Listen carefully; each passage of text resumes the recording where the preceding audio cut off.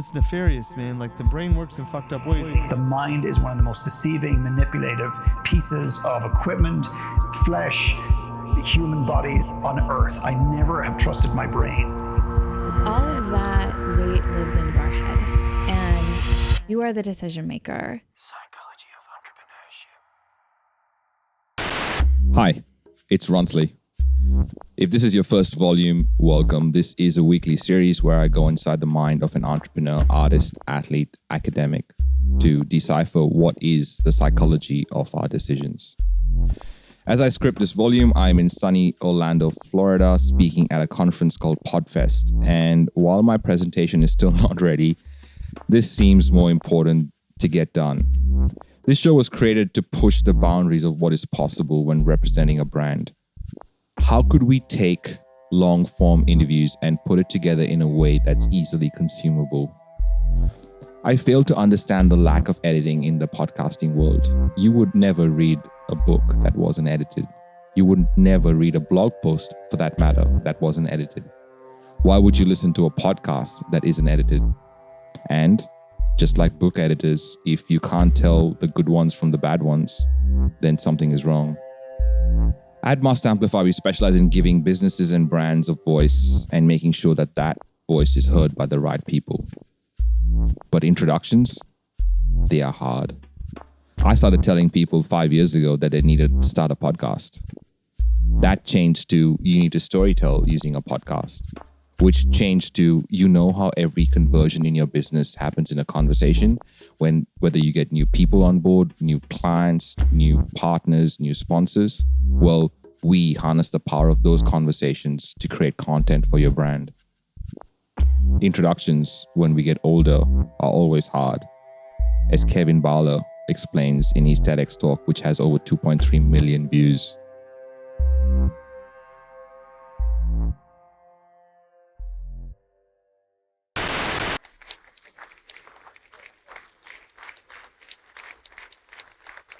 Thank you. Hello, my name is Kevin Baylor, and I'm the grant writer for the Allentown Symphony Association. And I always find that a strange way to introduce myself. It's not that I don't like my job, I'm very proud of it, but why is that our only introduction? When I was 5, I had lots of introductions. Hi, my name is Kevin, and my favorite color is green. Hi, my name is Kevin, and I have a cat named Tiger. Hi, my name is Kevin, and I love finger painting. Today, we are going inside the mind of James Whittaker, film producer, keynote speaker, author of multiple books, who has been interviewed on over 250 shows and endorsed by Bob Proctor and Barbara Corcoran. James, how do you introduce yourself at a barbecue? I feel like I've never had a great elevator pitch because being from Australia but living over in America for the last 7 years, I'm involved in projects like Think and Grow Rich. And I really hate the word rich because of the public sense of it. People think it's all about wealth when life, money is it's really the freedom that it enables you to create and being able to contribute to the causes you care about. That really is the primary function of wealth. Like money alone has absolutely no utility value. You can't eat coins or notes or anything like that. And I'm not a huge fan of people who go and buy things like Ferraris and Lamborghinis. So saying that I'm the producer of Think and Grow Rich the Legacy or the author of Think and Grow Rich the Legacy doesn't really resonate with me because I would feel like a dick saying it. And if I felt like a dick saying it, I would certainly look like a dick to the people who were asking the question. So what I do at barbecues is I ask and I ask and I ask. And I am really a lot more comfortable asking other people about what they're up to because I'm a huge believer knowing that I feel like we can learn so much about other people. And it's the foundational principle of relationships is that the number one most important topic in the world to people is themselves. So I'm not doing that in a selfish way to try and get them talking and not listening. I have developed the skill of being genuinely curious in other people, and I love hearing about other people's journeys and what they're passionate about rather than the traffic and the weather and things like that. But how I introduce myself it needs to be in a environment where I am comfortable in. If it's an environment where I know that what I do is not going to resonate with those people, I just talk and I'm very, very vague with what I say that I do. But if I'm in the right crowd of people who have an entrepreneurial background or close friends of friends, then I will basically say that, yeah, I'm involved in a number of different things. I help professionals and entrepreneurs find their passion or monetize their passion. I'm an author and a speaker and things like that as well. One of the few defining factors of certain entrepreneurs is the dislike of being labeled, of being boxed into a corner. I, for one, am an Australian, born in Bahrain, and my mum is a Portuguese passport holder while my dad has an Indian one. English is my first language. I have professionally held titles of software engineer, software quality manager, financial advisor, chef, restaurateur, DJ, author, CEO, speaker, and now podcaster. What box would you put me in if someone asked you about my heritage? What box would you put me in if someone asked you about my career? It's hard. I always have felt very, very uncomfortable with labels in any way, shape or form. I've always massively resisted being put into a box. And I think that stemmed from a fear or a discomfort of people putting me in some type of hierarchy. And that was something that was always very uncomfortable. And I was actually at an event 2 weeks after my baby was born, and they said, put up your hand if you're a father. And I looked around the room, and a few seconds later I went, oh my God, that's me. So I went to put my hand up after that. But also the term entrepreneur, I feel like in Australia, it cops a very, very bad rap with the tall poppy syndrome. I feel like in a country that's propped up massively by the financial services industry and the mining industries, that historically we haven't had a very good landscape for entrepreneurs. And I know that's getting a hell of a lot better with all the awesome stuff you're doing and people we know together and things in Australia as well, which I absolutely love. In fact, there was a time a few years ago, I had entrepreneur somewhere on my branding somewhere, and someone contacted me and said, just, someone who was a friend and just said to me, if I was you, I would take that down because in Australia, we think you're a dick if you have the word entrepreneur featured anywhere. So I've always been uncomfortable with that term, but over the last couple of years, I am very happy with that term and I sort of wear it like a badge of honor now. But if I had to pick one title, Dad is the biggest one for me. In a heartwarming survey conducted by 0 to 3, an organisation that trains and supports professionals and parents to improve the lives of infants and toddlers, results found that 90% of fathers surveyed said that being a parent was their greatest joy, with 73% saying that their lives began when they became a dad. Hi, everybody. This Sunday's Father's Day, and so I want to take a moment to talk about the most important job many of us will ever have, and that's being a dad. Today, we're blessed to live in a world where technology allows us to connect instantly with just about anyone on the planet. But no matter how advanced we get, there will never be a substitute for the love and support, and most importantly, the presence of a parent in a child's life. And in many ways, that's uniquely true for fathers. I never really knew my own father. I was raised by a single mom and two wonderful grandparents who made incredible sacrifices for me. Today, we go inside the mind of an entrepreneur who considers his one title to be dad. How do you set up for the day? Well, even more important, what does your day look like, James? To basically run you through my entire daily routine, which is really so important to me, and again gets thrown out if I'm traveling or as people travel or have different things that go on, different life events. I like to wake up and have something fairly healthy to eat. So often I actually start having half a cucumber and a small coffee. And that for me is just a great way to reset. I'll do something like the 5-minute journal just to say, all right, what are the 3 most important things for me on this day? What am I grateful for? And what's a positive affirmation? I do that about 90% of the time, and I post that on Instagram and Facebook because I want to let people know that I walk the walk. I don't just talk the talk, and that to me is such an important foundation for the day. And then I need those morning hours to work. That to me means if I don't get them in, I'm a lot more unpleasant to be around for the rest of the day and just feel a lot more stress. So I can lock myself in the room and have a 3-hour work block. I don't need a break, and I just feel hyper productive and get so much stuff done to the point that I feel like I have done as much in that 3 or 4 hour block as someone else might have done with an 8-hour block. Then I'll relax and try and massively unwind. So what I like to do around lunchtime is have a healthy meal and then try and relax in a way that doesn't involve a screen, because I feel like we have that mental fatigue if we're looking at screens all day, because literally all my work revolves around staring at a computer screen for the most part. Then I'll try and do a gym session or some type of exercise about 3 or 4 days a week, just to again reset after that.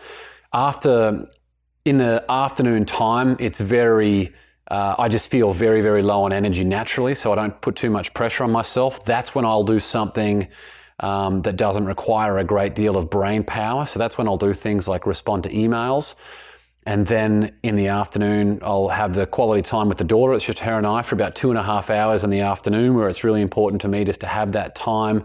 And whether she's crying prolifically, which is rare because she's a very good baby thus far, it's just important that whatever it is, I feel it and I enjoy it, and we have that time together.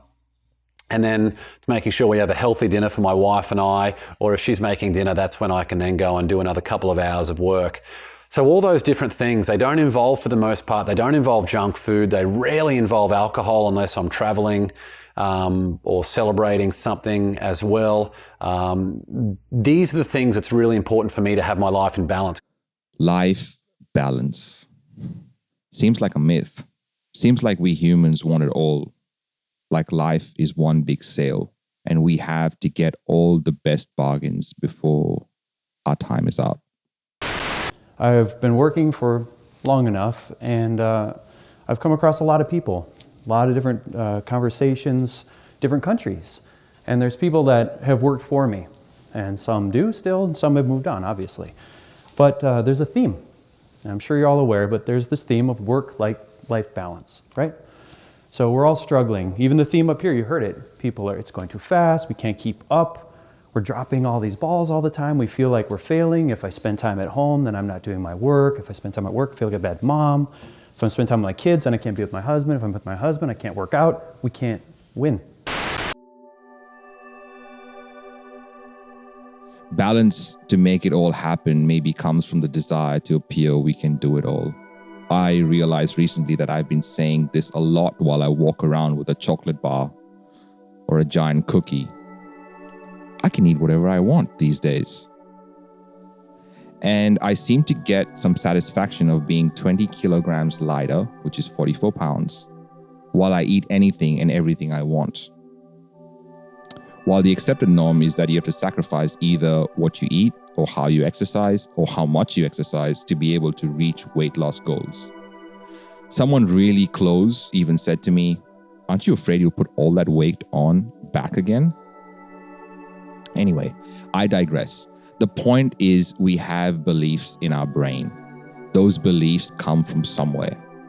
And James' dad has written over 20 books and is an entrepreneurial legend.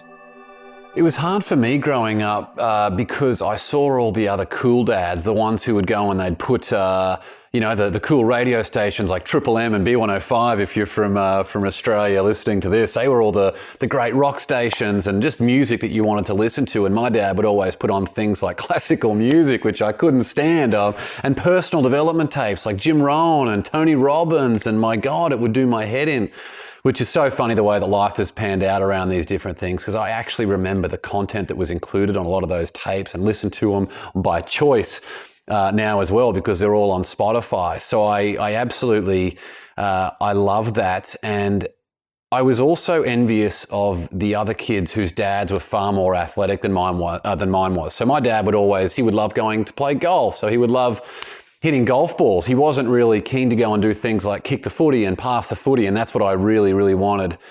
We played a bit of tennis and things as well. It was only when I got older that I realized I had a great dad, and he was just great in different ways. And those ways really shaped and formed the person who I become, and basically the career that I have now forged and what I want to do for the rest of my life around helping people. So he really was the blueprint for showing how to get to that level, because he grew up, his father was a manager of a pig farm, and his mum didn't have a job. So that very, very humble beginnings. He talks about a story in one of his books, actually, where his family went to a restaurant at the Gold Coast, and they picked up the menus, a Chinese restaurant. They picked up the menus and realized they couldn't afford to eat there and had to leave. That didn't happen to me, but I will never, ever, ever forget it. I feel like it happened to me, and I remember that. And that's why my family, who have had success in varying degrees, always, all of us feel a very strong sense of duty and obligation to give back to others. And that's how we want our lives to be evaluated, on how we have been able to provide, be of service and be of value to other people. And I guess the way that shapes my own role as being a father now, I feel like the biggest role that I have is to lead by example. And it's really important to me to make sure that I'm always smiling to Sophie, that she never sees us. She might see us having a bit of banter and not really arguments per se, but it's really important that we provide a platform of love for our family. So that overwhelmingly, I feel like when I see people who it's up to everyone to figure out what relationship they want. But when I hear of people cheating in relationships and things like that, they're not just cheating on their partner. I feel like they're cheating on their children as well. And it's just so important to me that nothing else, if you held a gun to my head and made me come up with a short list of what was most important in my life, everything else would go. And that role as a father, even more of the role of a husband, would be the only thing that would be left. When we come back, building from the last few volumes on dealing with that inner voice, and I don't enjoy the view at the top of the mountain for anything. I don't care. So I would much rather give my energy to people who are believing in me, who bring out the best in me, and I bring out the best in them.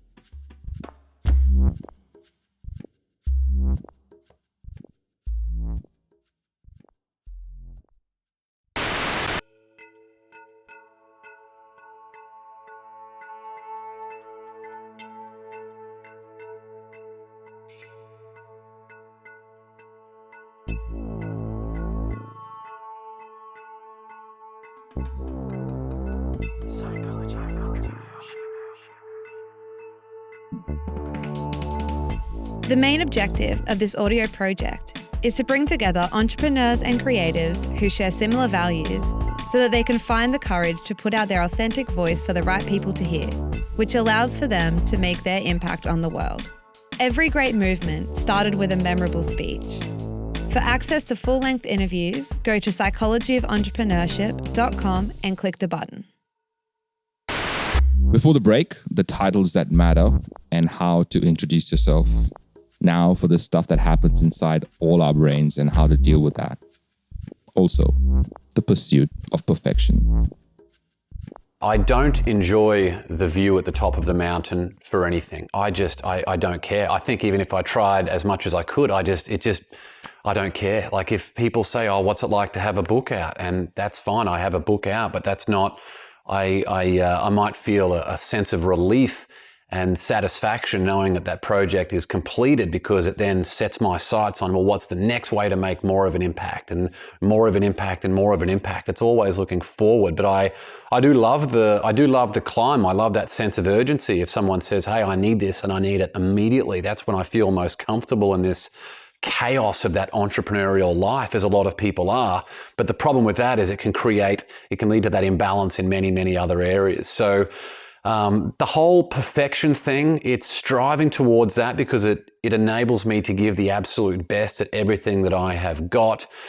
And that is what I absolutely love, and what has been able to create a lot of success, as many other people would be able to define it externally by doing things like being a film producer and having 2 books out and another 2 books that will be released next year, and different speaking engagements and other things as well. But how that manifests in the short term is extreme frustration for anything like that. If anything I feel is not absolutely perfect, like if I have a sip of coffee and it spills, if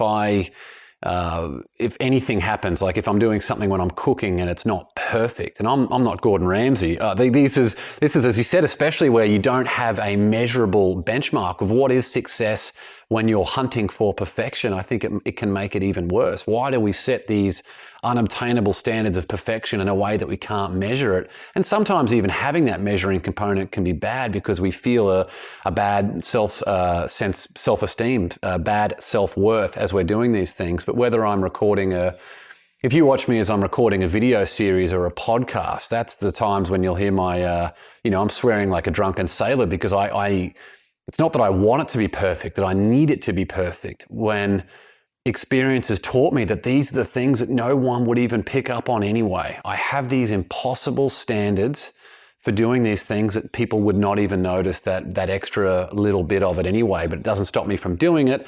And that's what creates that enormous sense of frustration and negative self-talk in the interim. So it's a way to get around that for me is first of all, being consciously aware of it. Okay, James, being aware is step one. What happens after that? What stuff do you look at more closely? A big part for me was making sure I look at everything. So what is the music that I'm listening to? What are the TV shows or movies I might be watching? What is around my environment? Is it untidy? I've noticed that if I get back from traveling and I've got a bag full of clothes or things on the floor or things all over my office desk, that's the things that are going to flare me up the most. So that's why now we make sure everything is very, very clean, because I feel like physical clutter can create the mental clutter. So having that reduced and eliminated, and making sure I get out there outside to feel the fresh air and the blue sky and trees, and going out for a surf or a walk along the beach or a swim or a gym session. These are hanging out with people who are good for you mentally rather than people who are just talking shit and don't really, you can never hang around negative people and expect a positive outcome. So making sure you hang around people who have a common future, not a common past, because that was a big one for me, trying to pander to people who I just happened to have gone to high school with, who haven't supported me in any way, shape or form, yet I felt a sense of wanting to make sure I put a lot of effort and energy into sustaining a relationship that might have died many years ago, but just for some reason I feel like still exists. I would much rather give my energy to people who are believing in me, who bring out the best in me and I bring out the best in them, because I feel like that's what life's about. And you and I, all of our success is as a result of the relationships that we have had, and not everyone is meant to be in your life forever. And it's important for us to look after ourselves primarily by giving to other people, because that's the way that we get more back as well, which sounds selfish, but it's the best way that I feel like human relationships flourish, is if we give before we get. And importantly, we give without the expectation of getting anything back in return. Right, James. How does that all come back to being a speaker? Because they say that the biggest fear in the world is public speaking. Very, very, very comfortable on stage. Where growing up, when I had enormous issues with anxiety to the point where in many cases, I would struggle to even be in a classroom or doing an important exam, where it seems so funny then for people to be like, oh, wow, you're speaking on a stage in front of 1,000 people. And you not only have that sensory acuity of what's going on in the room, but you actually really enjoy it. That to me is something very, very comfortable, and what I love right now. I really, really enjoy being on stage, and it's sort of being the center of attention, but it's more that addictive power of being able to command a room. It's such an addicting thing, I think, for most speakers when they get up on stage. It's a really powerful moment. In an inspirational quote by Richard Branson, he states, "If you're an introvert and find it hard to communicate with strangers, then you have to practice, and practice, but practice being yourself. When you're first starting out, no one expects you to be a commanding leader or a world-class orator. You simply need to convey a sense of passion for what you're doing, and they'll be hooked." Something that we started highlighting from the start is how much James prefers to listen rather than talk, while I maybe feel the exact opposite to that. I really, really, really hate mobile phones, and I especially hate the idea of pulling out a mobile phone with someone that I've just met to put them in one of 3,000 contacts where it would be impossible for me to remember a little while later anyway. So I like the idea of having a business card that I can give them and them to give back to me, because it's a tangible reminder that sits on my desk that I absolutely will follow up. And when people look at my business card, they're like, holy shit, that is the best business card that I've ever seen. I get that constantly.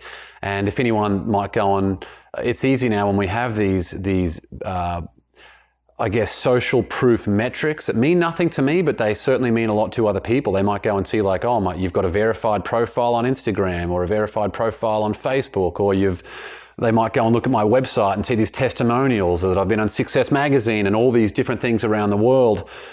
I think that then makes it more powerful when they realize the humility up front, because they might think, wow, this person had the opportunity to sit there and talk about themselves for a long, long time. They didn't. They asked about me and the struggles that I had, and importantly, how he could help. And that is what I believe has been the foundation for all the relationships that have really been the backbone for every success that I have right now. My favorite book of all time used to be The Obstacle is the Way by Ryan Holiday. I have read/listened to that book over 17 times. But the ego, well, it's the enemy. To me, as has been said many, many times, especially by the hit or the biggest best-selling book, Ego is the Enemy. I think Ryan Holiday, wasn't it? Like ego is the enemy. And the people I know in my life who are no longer in my life are the ones who are all about ego. And all the people in my life right now, in my close circle, are as far removed from ego as possible, yet they enjoy much more success. So whether I'm giving feedback or obtaining feedback now, although there's a part of you that wants that validation of just tell me that it's good so I can move on and have just a little bit of peace of mind in a chaotic world, which is the entrepreneur world, being able to provide feedback. I don't ever want to hear that something's good or that, wow, that's great. I never, ever, ever want to hear that. I would much rather have something that's far more constructive. And I'm very, very comfortable doing that. At this International Book Buyers Conference that I spoke to in New York a couple of weeks ago, you had to sit there in a boardroom with the biggest book buyers in the entire planet, from Target and Barnes & Noble and Costco, just hammer you about what's the deal with the title, and when can we change the book cover, and what about changing this, why is this included? And you're really thrown in the furnace. But I love that, and I really felt alive in that moment. So I'm very comfortable now around obtaining that feedback, which I think is a level of emotional maturity on that entrepreneurial journey, which plagues people at the very, very early stages, where they might think they have the world's best business idea, as anyone who's an entrepreneur thinks that at one point. I've thought that 50 times. And then I catch up with people, very successful entrepreneurs, or people like my brother, who say, that's great, but how can you make money from it? Or they hit you with all these other questions, and before you know it, you're back to square one. But the people who are so protective of that business idea, they don't want to share it with others because they think, oh, well, I'm going to make them sign an NDA, or they're going to steal my idea. They're the ones who either never bring a product to market in the first place, or they bring a shitty product to market in the first place, who is going to get run over by anyone else who has an advisory team or some type of mastermind group who has helped them develop that idea and flesh it out, so they go to market with something amazing. That is emotional immaturity, I think, for the entrepreneurial journey. So that's the difference. I've just been involved in enough businesses and enough time, and quite frankly, enough failures around doing those things to know that it's almost impossible now to have a completely revolutionary new idea. But obtaining that feedback and being able to facilitate an arena where you let people know that I don't want you to say it's good. I don't want you to say, do you like it? Yes. I want you to say, tell me 3 things that I can improve no matter what. Even if you think it's perfect, give me 3 things to improve. So anyone that I would obtain feedback from now about different business ideas or anything, new project that I'm involved in, it's very, very clear around what type of feedback that I want. And that's also the type of feedback that I endeavor to give to others. Feedback is a key component of any business. I recently spent January calling our old clients and current ones, asking them if I was to create Must Amplify 2.0, what would they want to be included and or changed and removed? That was hard because you aren't calling your ex-girlfriend saying, tell me how to improve because I want to get this marriage right. But Mark Fisher in volume 19 pointed this out. This is not a joke. In the beginning of Mark Fisher Fitness, my business partner would hide critical feedback about me because he knew I was fragile and I would shatter on the ground like a Fabergé egg on the sidewalk because I was just so fragile. And now I don't like it when someone says hateful things about me, but I think I'm a little bit better at like giving a little space and then also asking, okay, well, what is true about this, right? So one of my favorite books, if anyone finds an issue that I've now read 4 times, and we just had the whole team read, is a book called Thanks for the Feedback. Go back and listen to volume 19 because Mark breaks the book down for us. And accepting feedback is hard because, well, social comparison theory. There's a thing in psychology called social comparison theory that says if we don't have a worthy means of being able to evaluate our own presence in a community and in society, that we will look for that validation externally. So the upward comparison by comparing ourselves to those who we believe are doing better than us, which might be things like a boyfriend or girlfriend they have, or a car or a house or something like that. So we will say, I will be happy if, or I will be happy when. And then downward social comparison, where we compare ourselves to those who we believe are doing worse than us. So being very comfortable in your own skin is really, really important. So that's what I like to let people know through everything that I do right now, that you need to be happy with wherever you're at right now. I've interviewed enough people who have gone blind, people who have been hit by trucks, triple amputee military veterans, you name it, I've interviewed them, who have gone through the worst things that you could possibly imagine. It is absolutely possible to train yourself to be happy in the present, and something like a gratitude practice is a good way to do that, as well as all those other things like exercise, surrounding yourself with the right people, eating clean, all those different things. Psychology of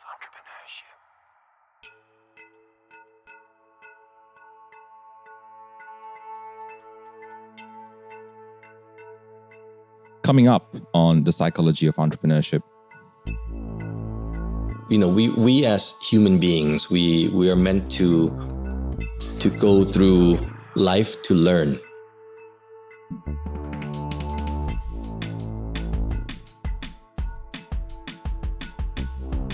The funny thing is, I've never thought myself as anything else except the possibility of being an entrepreneur.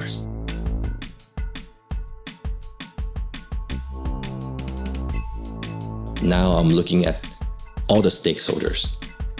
So the stakeholders are not only the employees, but the families of the employees. Psychology of entrepreneurship. I interviewed James because he's one of the nicest people you'll meet. He has been interviewed on some of the biggest media in the world, including the Today Show, Entrepreneur Magazine, Money Magazine, and the Sydney Morning Herald. His financial advising firm used to have over $2 billion under management. He is the producer of the film Think and Grow Rich, the movie. He's a keynote speaker, author, podcast host, film producer, entrepreneur, coach. And most importantly, a father, a husband, and a friend.